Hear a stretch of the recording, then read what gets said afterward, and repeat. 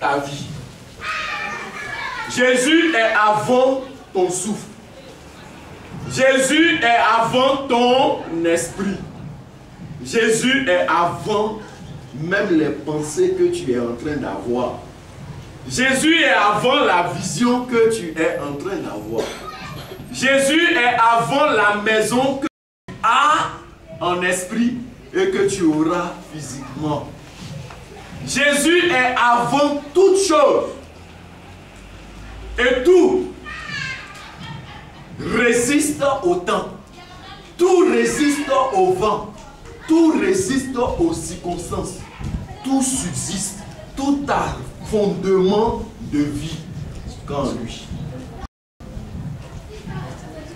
Comme pour dire que ta propre vie ne peut être en aucun moment inquiétée par qui que ce soit, parce que Jésus est avant cette vie. Et cette vie-là ne peut résister à tout comme Jésus. L'apôtre Paul est en train de nous dire que Christ est la prééminence. On va faire étude aujourd'hui. Lorsque je cherchais le mot prééminence dans le dictionnaire, j'ai vu deux mots qui se ressemblaient beaucoup. J'ai vu proéminence et prééminence. Proéminence veut dire quelque chose qu'on peut mettre de côté pour considérer une chose.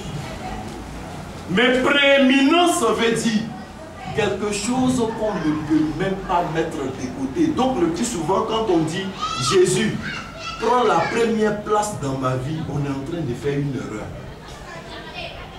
Il est tout. Il n'est pas le premier seulement. Parce que si tu dis Jésus prend la première place, c'est que tu as une deuxième place et troisième place que tu vas donner à quelqu'un.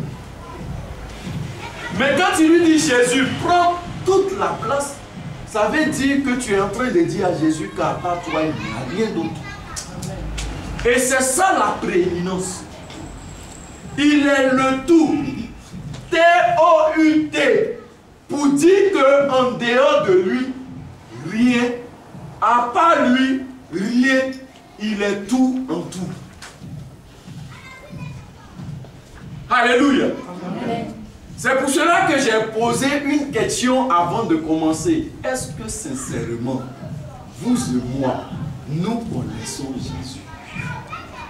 Parce que j'ai été surpris d'un musulman qui m'a posé la question de savoir, je ne suis plus musulman, je suis chrétien. Mais vous qui êtes chrétien avant moi, est-ce que sincèrement vous connaissez Jésus? Je lui dis pourquoi? Il dit, c'est lui Dieu.